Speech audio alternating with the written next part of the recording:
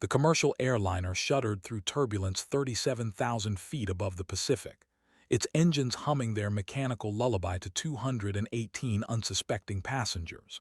In seat 10A, a woman with weathered hands and sharp gray eyes stared through the porthole at endless blue, her reflection ghost-like against the glass. She wore civilian clothes, jeans, a navy sweater, scuffed boots, but her posture betrayed something else entirely. The way she sat, spine straight, shoulders square, hands resting precisely on the armrests, spoke of decades spent in cockpits where precision meant survival. Valentina Ghost, Reyes had been out of the Air Force for 3 years, but old habits died harder than enemy fighters. She'd earned that calcing the hard way, slipping through enemy radar like smoke, appearing where impossible, vanishing when death seemed certain. 18 years of service, 4 tour, more confirmed kills than most pilots saw in their dreams. Now she was just another passenger on Flight 447, heading home to Portland after her father's funeral in Manila. The captain's voice crackled through the intercom, calm but edged with something that made Ghost's fingers tighten imperceptibly. Ladies and gentlemen, we're experiencing some minor technical difficulties with our navigation systems. Nothing to be concerned about, but we may need to make an unscheduled stop. Ghost's trained ear caught what others missed, the subtle strain in his voice, the careful word choice designed to avoid panic. She knew that tone, had used it herself when her F-16's hydraulics failed over Afghanistan, when surface-to-air missiles painted her wings with proximity warnings, when minor technical difficulties meant the difference between landing and becoming a crater. 3 seats ahead, a man in an expensive suit complained loudly about missing his connection. Behind her, a mother shushed her crying infant. The ordinary sounds of ordinary people living ordinary lives, oblivious to the fact that something was very wrong. Ghost had spent 18 years protecting people like this, and her instincts were screaming now with an urgency she couldn't quite name. She closed her eyes and listened, really listened to the aircraft's rhythm. The engines sounded right. The electrical systems hummed normally. But there was something else, a frequency that didn't belong, a subtle vibration that made her stomach clench with recognition. She'd felt this before, in hostile skis where American blood soaked foreign soil and heroes were born from impossible odds. Whatever was happening to Flight 447, Ghost knew with bone-deep certainty that this was no minor technical difficulty. The intercom crackled again, and this time the captain's voice carried the weight of 20 years' experience in military transport before commercial aviation. If there are any passengers aboard with military aviation experience, please identify yourselves to the flight crew immediately. Ghost's hand was already reaching for the call button before he finished speaking. The Boeing 757 banked slightly eastward, its course correction barely perceptible to untrained senses, but Ghost felt it in her bones, the subtle shift that meant they were no longer flying toward Portland. Through her window, the sun's angle confirmed what her instincts already knew. They were heading toward military airspace, toward answers she wasn't sure she wanted to hear. The flight attendant who responded to her call button was young, maybe 25, with the kind of smile that had been practiced in customer service training, but now carried genuine urgency. "Ma'am, the captain would like to speak with you immediately." Ghost unbuckled her seatbelt with practiced efficiency. Around her, passengers continued their oblivious routines, reading magazines, typing on laptops, arguing over armrest territory.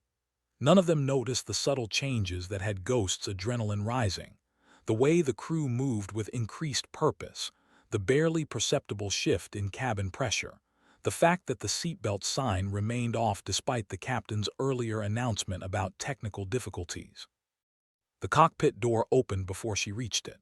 Captain James Morrison emerged, gray-haired, barrel-chested, with the bearing of someone who'd spent decades making life-or-death decisions in aluminum tubes hurling through hostile skis. His eyes found hers immediately, and Ghost saw recognition there. Not of her face, but of what she represented. The way she moved, the way she scanned the cabin even while walking, the automatic situational awareness that never truly left combat veterans. Captain Valentina Reyes, United States Air Force, retired, she said quietly, extending her hand. Morrison's grip was firm, his relief evident. Thank God. Captain James Morrison, former Air Force transport, 22 years. We've got a situation that requires your expertise. He led her into the cockpit, where First Officer Sarah Chen, young, competent, clearly former Navy based on her bearing, looked up from a navigation display that showed something impossible. Ghost's trained eyes swept the instrument panel, cataloging anomalies with the speed of someone who'd survived by seeing death before it saw her. Captain, Morrison said, his voice carrying the weight of command decisions that could save or damn everyone aboard, we need to talk about what's really happening to this aircraft. Outside the cockpit windows, the endless Pacific stretched toward a horizon that suddenly seemed very far away. Ghost felt the familiar cold focus settling over her mind, the combat clarity that had kept her alive through 18 years of impossible missions. Whatever Morrison was about to tell her, she suspected it would make those missions look like training exercises. The situation board glowed with amber warnings, and Ghost's blood turned to ice water as she read displays that should have been impossible on a civilian aircraft. Morrison's weathered fingers traced across the navigation display, pointing to symbols that made Ghost's stomach drop. 30 minutes ago, we lost contact with Seattle Center. Not unusual, radio dead zones happen. But then our GPS started showing coordinates that don't match any known location on Earth. First Officer Chen looked up from her instruments, her young face pale but determined. Ma'am, our altimeter is reading negative 800 feet. We should be underwater according to our instruments, but obviously we're not. Ghost studied the impossible readings, her mind racing through scenarios that defied logic. In 18 years of military aviation, she'd encountered equipment failures, enemy jamming, atmospheric anomalies that could fool instruments, but nothing like this. What about your backup systems? That's the problem, Morrison said grimly. All our navigation systems are showing the same impossible data. Redundant systems don't fail identically unless someone's making them fail, Ghost finished. Her eyes swept the cockpit again, this time looking for signs of electronic interference. The hair on her arm stood on end as pieces of a puzzle began forming in her mind, pieces that spelled trouble bigger than instrument failure. Chen's radio crackled with static, then cleared to reveal a voice speaking in accented English. Flight 447, this is Beijing Control. You are entering restricted airspace. Reduce altitude to flight level 200 immediately. Morrison's knuckles whitened on the controls. We're nowhere near Chinese airspace, he muttered, then keyed his radio. Beijing Control, this is United Flight 447. We show our position as approximately 800 nautical miles northwest of Midway Island. Please confirm. Static, then. Flight 447, you will comply with altitude restriction or face immediate intervention. Ghost felt ice water flow through her veins. She'd heard that tone before, in the moments before surface-to-air missiles turned the sky into a killing field. Captain, what's our fuel status? 4 hours remaining at current consumption, Chen reported, her training keeping her voice steady despite the fear Ghost could see in her eyes. Morrison turned to face Ghost fully, and she saw in his expression the weight of responsibility for 218 lives. Captain Reyes, in your professional opinion, what the hell is happening to my aircraft? Ghost stared at the impossible readings, at coordinates that placed them simultaneously over the Pacific Ocean and somewhere that didn't exist, at altitude readings that defied physics. Her mind cataloged possibilities: sophisticated electronic warfare, experimental technology, systematic equipment failure. But her gut, the same instinct that had kept her alive through 4 combat deployments, was telling her something far worse. "Captain," she said quietly, "I think someone's stolen your airplane while you're still flying it." The electromagnetic warfare had begun 43 minutes ago, invisible and insidious. Ghost pressed her face to the cockpit side window, scanning the horizon for threats her instruments couldn't see. The Pacific stretched endlessly in all directions, deceptively peaceful under the afternoon sun.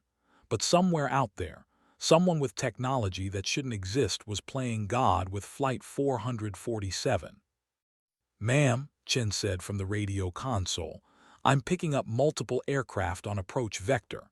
No transponder signals, no radio identification." Morrison cursed under his breath. "How many?" "4 contacts. Distance unclear. Our radars showing them simultaneously at 2 miles and 200 miles." Ghost moved to the radar display, her trained eyes interpreting patterns that would confuse civilian pilots. The contacts weren't aircraft. The signatures were wrong, too diffuse, too large. "These aren't conventional planes," she said. "The radar cross-section is too big for fighters, too small for bombers, and they're not moving like anything I've ever seen." Her mind raced through possibilities. Experimental aircraft, drones, foreign military technology operating in international airspace. But the systematic nature of the electronic attack suggested something more coordinated, more sophisticated than random equipment failure or even terrorist interference. "Captain Morrison," she said, her voice carrying the authority of someone who'd made command decisions in combat, "we need to assume hostile intent and act accordingly. Whatever's jamming our systems has the capability to make us completely invisible to air traffic control. From the outside world's perspective, Flight 447 may have already disappeared." Morrison's face went ashen. "You're talking about—" "I'm talking about the fact that someone with military-grade electronic warfare capabilities has isolated this aircraft," Ghost interrupted. "The question is why? Are we the target, or are we being positioned to become the weapon?" The radio suddenly erupted with clear transmission. "Flight 447, this is Colonel Zhang Wei, People's Liberation Army Air Force. You will follow our escort aircraft to the designated airfield.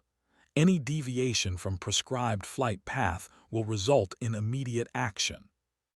Morrison's hand hovered over the radio transmit button. 218 passengers sat behind them, trusting their lives to decisions made in the next few seconds. Ghost could see the weight of command crushing him, the same weight she'd carried over Afghanistan when friendly fire nearly took down her wingman, when split-second decisions determined who came home and who became a folded flag. "Don't respond yet," Ghost said softly. "Let me think." Outside the windows, 4 shapes emerged from the afternoon haze, sleek, angular aircraft that looked like nothing in any recognition manual. They moved with impossible precision, maintaining perfect formation while executing maneuvers that should have torn them apart. Ghost's blood chilled as she realized what she was looking at. These weren't human pilots. The lead aircraft peeled away with mechanical precision, positioning itself directly in front of the commercial jet's nose. Its wings were swept forward in a configuration Ghost had never seen, its surface seeming to bend light around it like heat shimmer. No insignia, no markings, just deadly efficiency that spoke of technology decades ahead of anything in current service. "Ma'am," Chen whispered, "what do we do?" Ghost stared at the impossible aircraft holding formation 50 yards ahead, its pilot, if there was a pilot, invisible behind a canopy that reflected the sky like a mirror. She thought about the passengers behind her, about Morrison's trust, about 18 years of training for moments exactly like this. Her call sign hadn't come from her ability to disappear from enemy radar. It had come from her ability to appear exactly where the enemy least expected her. "Captain Morrison," she said, her voice carrying the quiet confidence that had once talked a damaged F-16 through a sandstorm. "How do you feel about some unconventional maneuvering?" The escort aircraft maintained their formation with inhuman precision, four metallic ravens shepherding their prize toward an unknown destination. Ghost watched their flight patterns with the analytical eye of someone who'd spent 2 decades studying how things moved through hostile skies. Every maneuver was textbook perfect, every course correction executed with mechanical efficiency that no human pilot could maintain indefinitely. "There," she whispered, pointing at the lead aircraft's wing route. "See how it adjusts for our wake turbulence. It's compensating too quickly, too perfectly. That's not reflexes, that's software." Morrison followed her gaze, his transport pilot's experience reading the signs she indicated. Automated systems. More than that, full autonomous flight, probably AI-controlled. Ghost's mind cataloged the implications. Whoever had the technology to build aircraft this advanced also had the capability to make Flight 447 disappear completely from global aviation networks. The question is whether they want us alive or just want our aircraft. Chen's instruments suddenly blazed with new warnings. Altitude deviation alert. We're ascending without control input. The Boeing 757 climbed steadily, its engines responding to commands that weren't coming from Morrison's hands on the controls. Ghost felt her ears pop as they gained altitude, 10,000 feet, 15,000, still climbing toward the edge of the commercial aircraft's service ceiling. "They're taking us higher," Morrison said through gritted teeth, fighting controls that no longer responded to human input. "At this rate, we'll hit maximum altitude in 12 minutes. Ghost's combat-trained mind processed the tactical situation with cold efficiency. High altitude meant isolation from potential rescue. It also meant that any attempt to deviate from their captor's flight plan would become exponentially more dangerous as the margin for error disappeared in the thin air. "Captain," she said quietly, "I need to know your aircraft's capabilities. What's the maximum G-force this airframe can handle? What about maximum dive angle before structural failure?" Morrison's eyes widened as he understood her implications. "You're talking about combat maneuvering in a passenger aircraft." "I'm talking about the only option that keeps 218 people from becoming pawns in whatever this is." Ghost moved to the flight engineer's panel, her fingers dancing across systems she hadn't touched since her transport training 20 years ago. "These escort aircraft are autonomous, which means they're programmed for specific responses to specific stimuli. But programs have limitations." The radio crackled again. "Flight 447, maintain current heading and altitude. Do not deviate from prescribed flight path." Ghost keyed the transmit button before Morrison could stop her. "This is Captain Valentina Reyes, United States Air Force. State your intentions regarding this civilian aircraft and its passengers." Silence stretched for long seconds. Then, "Captain Reyes, your reputation precedes you. Call sign Ghost, confirmed kills including 2 enemy aircraft over Syria distinguished service record. You will find cooperation more beneficial than resistance." The fact that they knew her identity, her service record, her call sign, sent ice through Ghost's veins. This wasn't random piracy or conventional hijacking. Someone had specifically targeted this flight, possibly specifically targeted her. But why? Morrison stared at her with new understanding. "Ghost, you're the pilot who—" "Later," Ghost cut him off, her attention focused on the escort formation. The lead aircraft was positioning for something, its wing configuration shifting subtly. She'd seen similar positioning before, in the seconds before enemy fighters achieved weapons lock. "All passengers, this is your captain," Morrison announced over the intercom, his voice steady despite the circumstances. "We're experiencing some navigation difficulties and may encounter turbulence. Please ensure your seatbelts are fastened and remain seated." Ghost appreciated his understatement. In 60 seconds, Flight 447 was going to become a battlefield, and the only question was whether anyone would survive what she was about to attempt. Her fingers found the manual flight control override, and she offered a silent prayer to whatever gods watched over fools and fighter pilots. Ghost's hand hesitated over the override switch as memories flooded back. Memories of Lieutenant Commander Rebecca Viper Santos, her former wingman who died because Ghost had hesitated for exactly 3 seconds too long during an engagement over the South China Sea. 3 seconds that had meant the difference between evasive action and enemy missile lock. 3 seconds that had haunted her dreams for 5 years. She wouldn't hesitate again. The manual override engaged with a mechanical click that seemed to echo through the cockpit despite the engine noise. Immediately, Morrison felt control return to his hands, the massive Boeing 757 responding to human input instead of external manipulation. The escort aircraft reacted instantaneously, their formation tightening like a noose. "They know we've broken free," Chen reported, her voice tight with controlled fear. All 4 aircraft adjusting intercept vectors. Ghost slipped into the flight engineer's seat, her fingers finding controls she hadn't touched in 3 years but remembered with muscle memory. "Captain, I need you to trust me completely for the next 10 minutes. Can you do that?" Morrison's knuckles were white on the yoke, but his voice stayed steady. "What do you need?" "I need you to fly this aircraft like your life depends on it, because it does." Ghost's hands moved across the panel with practiced efficiency, isolating navigation systems, preparing for maneuvers no passenger aircraft was designed to perform. "When I give the word, I need a maximum performance dive, followed by a hard climb.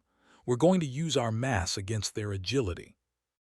The lead escort aircraft accelerated, closing distance with predatory intent. Ghost could see its weapon bays opening, sleek, angular compartments that spoke of technology decades beyond current military standards. Whatever these aircraft were, whoever controlled them, they weren't constrained by conventional rules of engagement. "Ghost," Morrison said, using her call sign without thinking, "there are 218 people behind us." "I know." She thought about the families in coach, the business travelers in first class, the crying infant she'd heard earlier. Every soul aboard was now her responsibility, just as her squadron had been her responsibility over Syria when surface-to-air missiles turned the sky into a shooting gallery.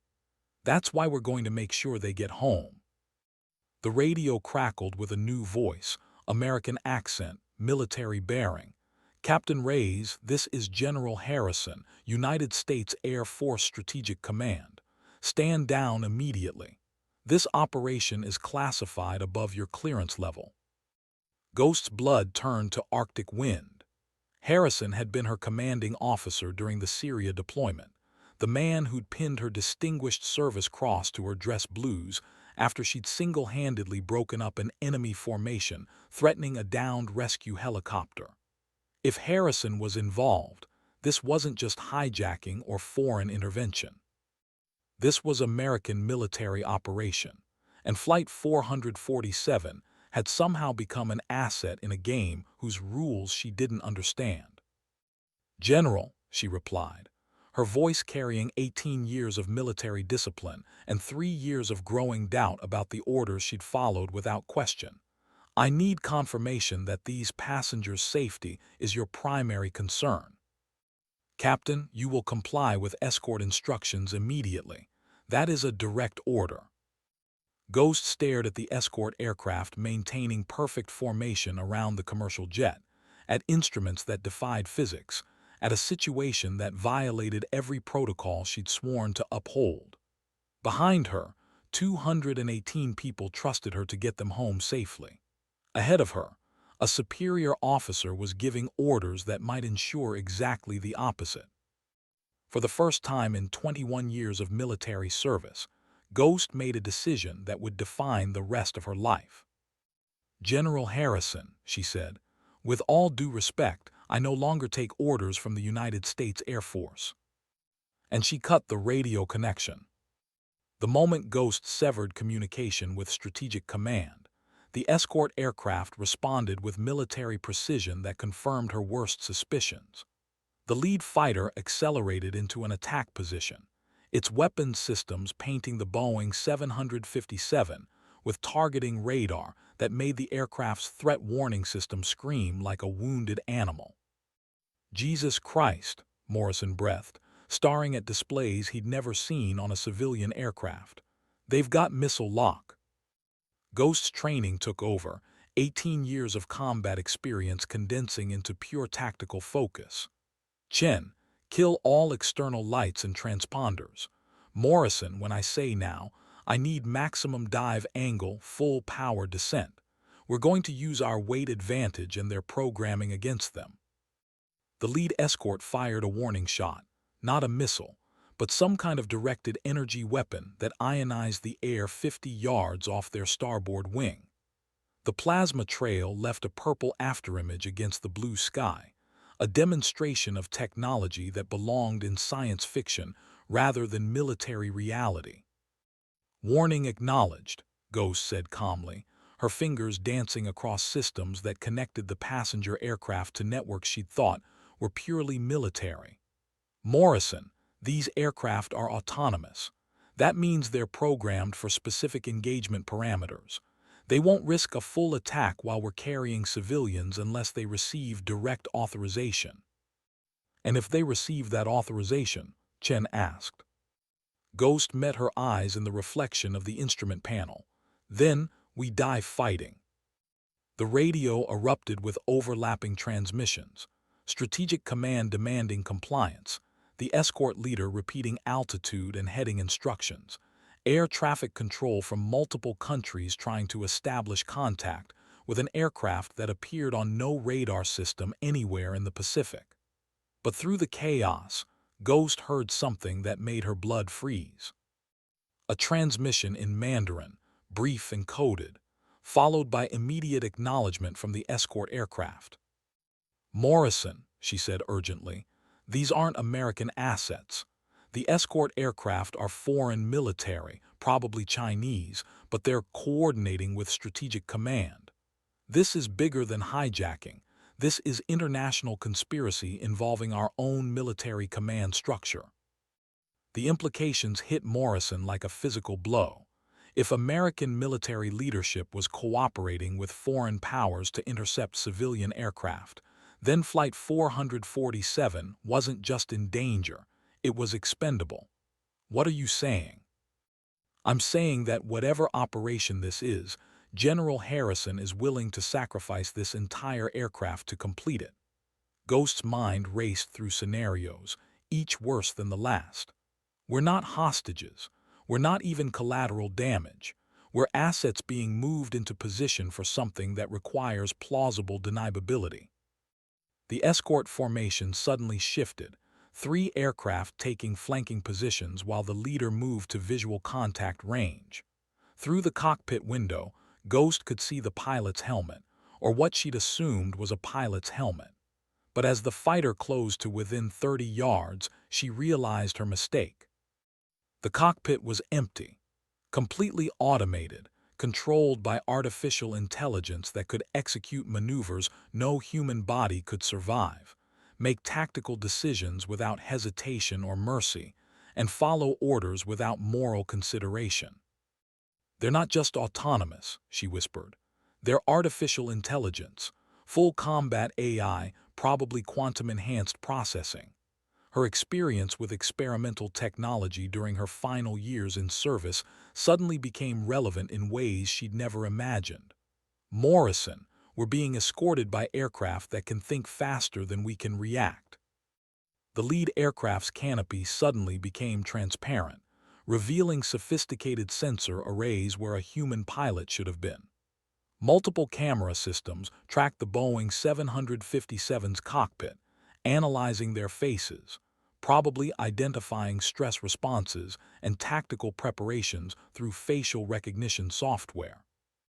Ghost realized with growing horror that everything she'd said and done in the past 10 minutes had been observed, recorded, and analyzed by artificial intelligence, capable of predicting her next moves before she made them.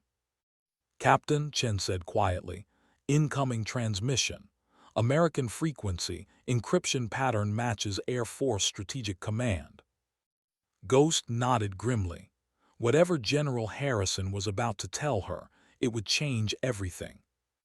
The encrypted transmission resolved into crystal-clear audio that carried the weight of classified operations and national security decisions made in windowless rooms by people who'd never felt G-forces or smelled cordite in a combat cockpit. General Harrison's voice came through with the authority of someone accustomed to being obeyed without question.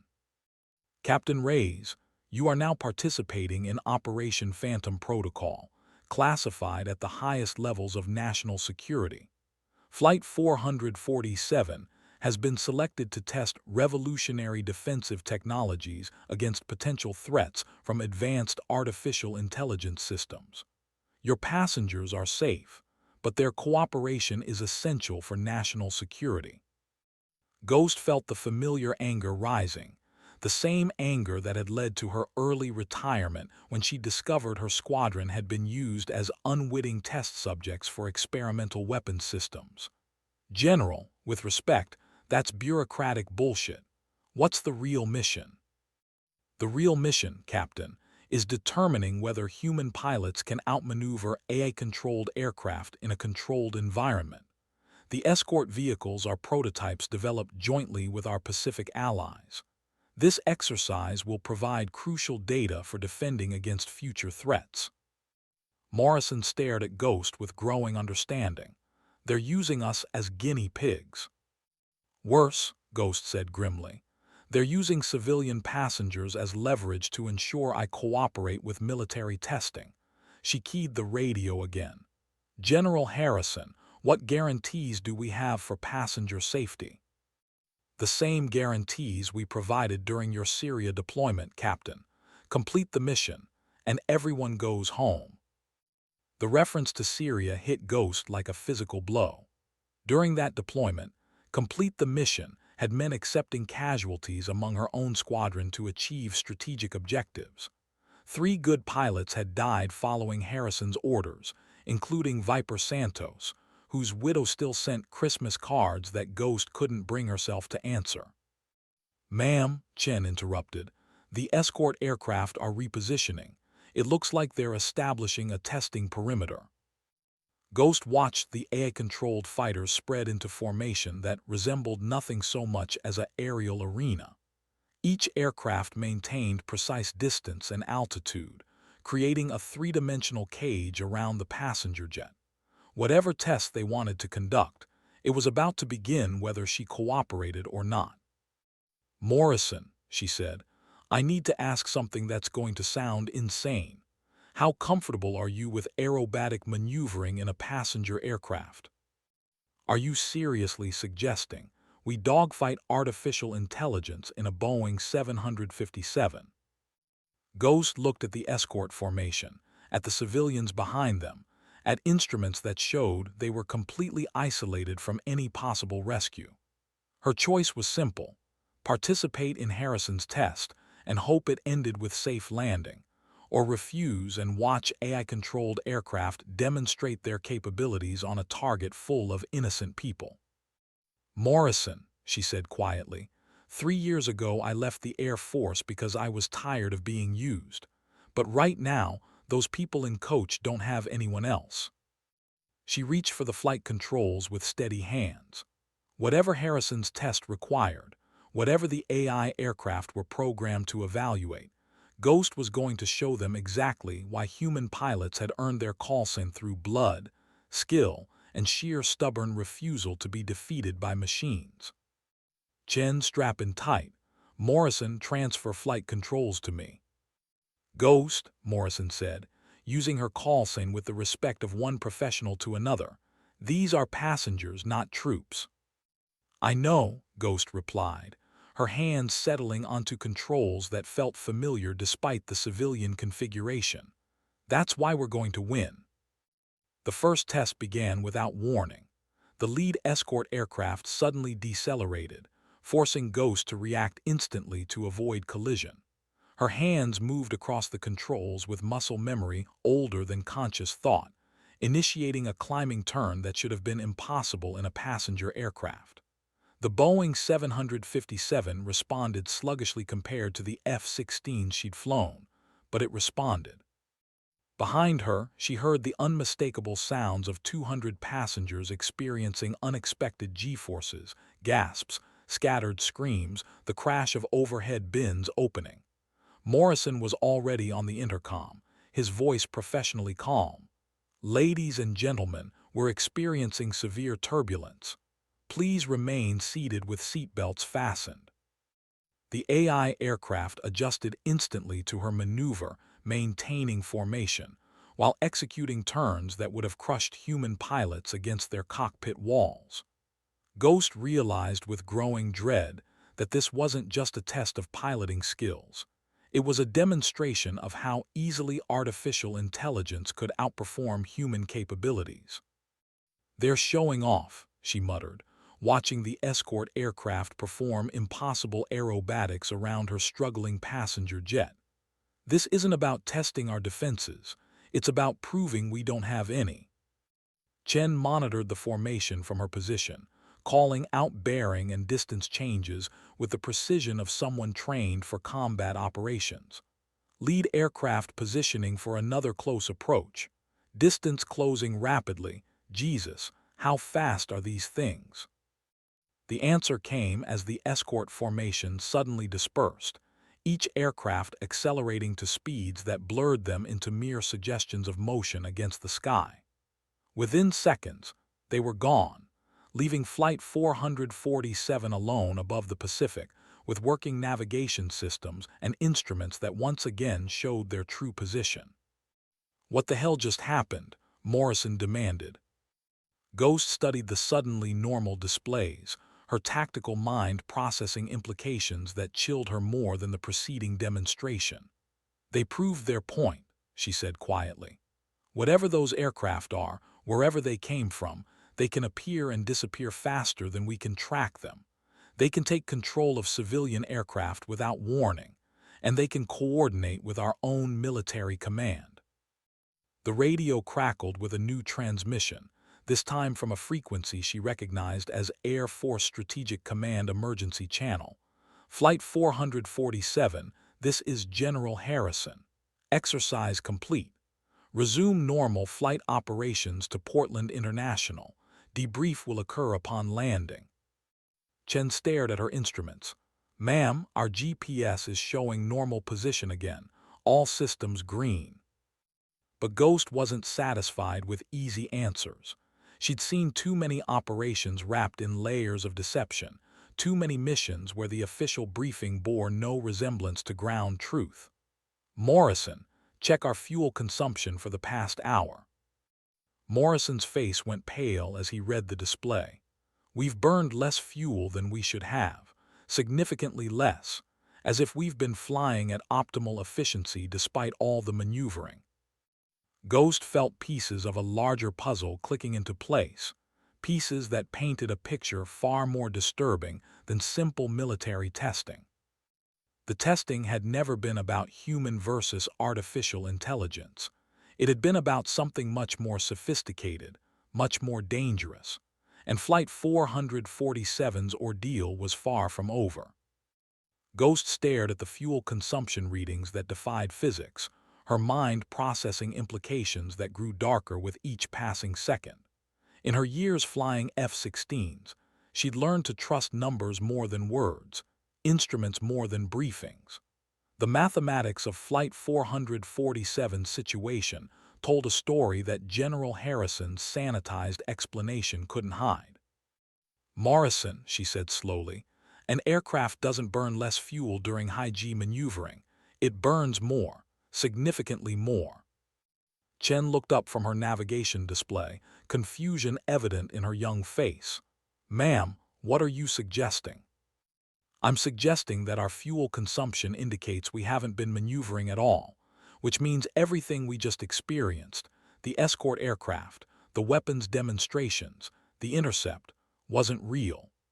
Ghost's fingers traced across instrument readings that supported an impossible conclusion. We've been flying straight and level for the past hour while experiencing what felt like combat maneuvering. Morrison's face went ashen. That's impossible. I felt the G-forces. The passengers felt them. Exactly, Ghost said grimly. Which means someone has technology that can induce the physical sensations of flight maneuvering without actual aircraft movement. Neurological manipulation, probably electromagnetic in nature, targeting the inner ear and brain systems responsible for balance and spatial orientation. The implications hit her like incoming artillery. If someone could make 218 people experience false physical sensations while maintaining complete aircraft control, they could make those same people experience anything. Fear, disorientation, compliance, all controlled by external manipulation of human neurological systems. Chen's voice was barely a whisper. "Ma'am, are you saying we've been hallucinating?" "Worse," Ghost replied. "I'm saying we've been test subjects in an experiment that makes conventional mind control look like a parlor trick." She turned to Morrison, seeing her own growing horror reflected in his eyes. "Captain, your passengers didn't just experience turbulence. They experienced a demonstration of technology that can control human perception while maintaining complete operational security." The radio remained ominously silent. No more transmissions from General Harrison, no more instructions from mysterious escort aircraft, no more contact from any authority that might confirm or deny what had happened. Flight 447 continued toward Portland under normal flight conditions, as if the preceding hour had been nothing more than collective delusion. But Ghost's training in electronic warfare told her a different story. The signatures were subtle but unmistakable, electromagnetic frequencies designed to interact with human neural activity, transmitted from a source that maintained perfect distance and position relative to their aircraft. Someone was still broadcasting into Flight 447, still maintaining their experiment. "Morrison, I need you to make an announcement," she said, her voice carrying the authority of command decisions made under fire. "Tell the passengers that we're conducting an emergency communications test and they may experience brief sensory distortions." "What kind of distortions?" Ghost's eyes found the electromagnetic frequency display, watching patterns that shouldn't exist on civilian aircraft. "The kind that will help us determine who aboard this aircraft is still thinking with their own mind." Morrison keyed the intercom, his voice professionally calm despite circumstances that defied all his training. "Ladies and gentlemen, this is your captain. We'll be conducting some emergency system tests over the next few minutes.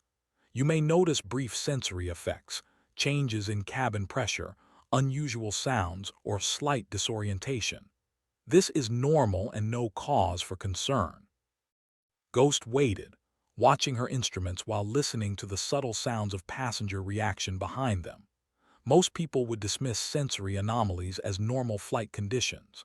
But if her suspicions were correct, some passengers would react differently, would show signs of resistance to the neurological manipulation, would demonstrate the kind of training or natural immunity that made them either valuable assets or dangerous threats to whoever was conducting this experiment.